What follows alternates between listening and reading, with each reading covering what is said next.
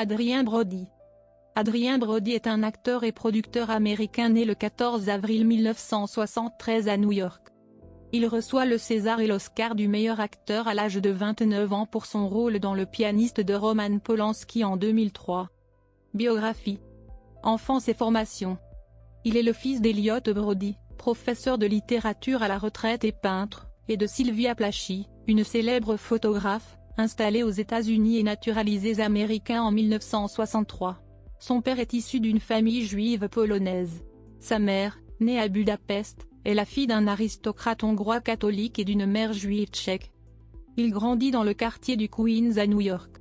Grâce à sa mère, il côtoie tout jeune le monde des artistes new-yorkais, musiciens, guitaristes, peintres, décorateurs, écrivains, excepté des acteurs. Dans sa jeunesse, il fréquente assidûment les salles de cinéma en se glissant par les sorties de secours. Très tôt, ses parents le poussent vers une carrière artistique en l'inscrivant au cours de comédie de l'American Academy of Dramatic Art. Carrière. Début. Il obtient ses premiers rôles à 12 ans dans la sitcom Annie Maguire puis dans New York Stories, sketch Le complot d'Édipe de Woody Allen.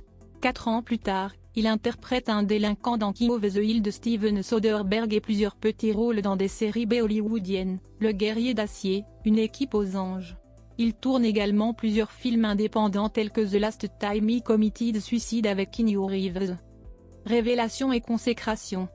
En 1998, alors qu'il devait tenir le premier rôle de la fresque de guerre, La ligne rouge, il est écarté au profit de Jim Caviezel. Terrence Malick lui confie tout de même un second rôle, dans lequel il se fait remarquer. De grands metteurs en scène font désormais appel à lui.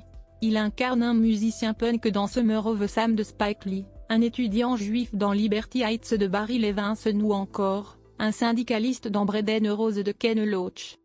En 2000, il interprète le rôle de Kyle Morris dans le drame historique français d'Elie Chouraki, Harrison's Flowers. La consécration arrive en 2002 avec Le pianiste de Roman Polanski, dans lequel Adrien Brody joue le rôle du musicien virtuose Władysław Szpilman, juif polonais parqué dans le ghetto de Varsovie durant la Seconde Guerre mondiale. Sa prestation sobre et émouvante lui vaut l'Oscar et le César du meilleur acteur et fait de lui un des comédiens les plus sollicités d'Hollywood. Il fut le plus jeune acteur à qui on n'ait jamais décerné un Oscar, il avait alors 29 ans. Il s'est beaucoup investi dans ce rôle en perdant 15 kilos et en apprenant à jouer Chopin. Il est également le seul acteur à avoir obtenu le César du meilleur acteur pour un rôle joué en anglais et le seul, mis à part Marion Cotillard dans le film La Môme, ayant réussi ce doublé, Oscar et César du meilleur acteur pour un même rôle. Il se lance dans la production de hip-hop sous le pseudonyme à point rangé avec notamment Série Z Walls, en 2003 pour lequel il produit à Lifetime Bid. Confirmation hollywoodienne. S'orientant alors vers une carrière plus grand public, il tourne les thrillers fantastiques Le Village, de M. Night Shyamalan, 2004, The Jacket, 2005, avec Keira Knightley, et est choisi pour incarner le héros de King Kong dans la nouvelle version signée Peter Jackson. Il enchaîne avec un biopic porté par Ben Affleck, dans Hollywoodland, il joue le rôle d'un détective privé enquêtant sur la mort de George Reeves, un acteur américain ayant joué Superman dans un feuilleton des années 1950. En 2007, Wes Anderson lui confie l'un des rôles principaux de sa comédie indépendante, à bord du Darjeeling Limited. Il enchaîne avec 2 projets risqués, qui s'ils échouent commercialement, sont bien reçus par la critique. En 2008 sort le biopic musical Cadillac Record, où il prête ses traits à Leonard Chess, puis en 2009, mène la décalée comédie dramatique Une arnaque presque parfaite, aux côtés de Mark Ruffalo et Rachel Weisz. L'année 2010 s'avère diversifiée, il prête sa voix au nouveau projet de Wes Anderson, l'acclamée comédie d'animation Fantastic Mr. Fox, puis revient à la coproduction européenne pour le biopic Manolete, où il incarne, aux côtés de Penélope Cruz, Manolete, le torero espagnol des années 1940. Il s'aventure dans le cinéma de genre en tête d'affiche du thriller de science-fiction Splice, de Vincenzo Natali. Puis en menant la distribution chorale du blockbuster Predator, de Nimrod Antal. Le premier est acclamé par la critique, mais est un échec commercial, tandis que le second fonctionne correctement. En 2014, il collabore de nouveau avec Wes Anderson dans The Grand Budapest Hotel, où il joue le rôle de Dmitri. L'année suivante, il a joué le rôle de Tiberius dans le film chinois Dragon Blade. Production et retour à l'international.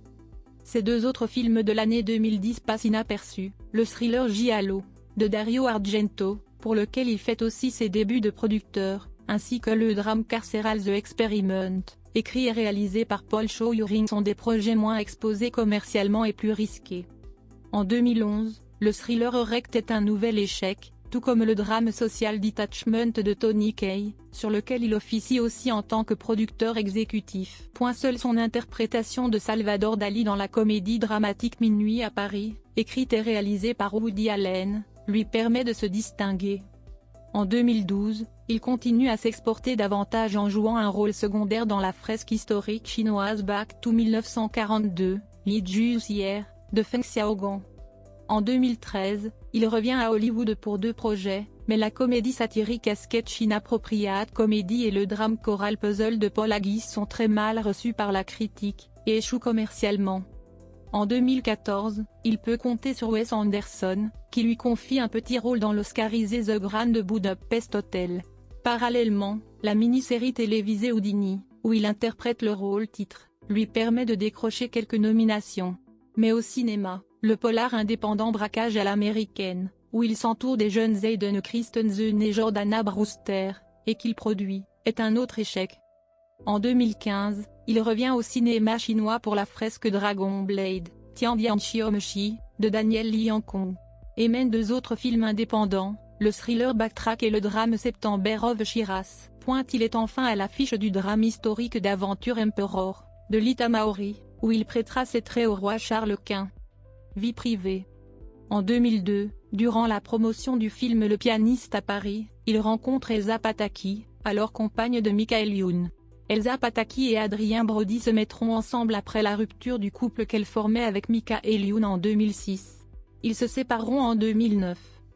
En 2012, il officialise sa liaison avec le mannequin Lara Lieto. Filmographie. Acteur. Télévision. Producteur. Distinction. Récompenses et nominations. Voix française.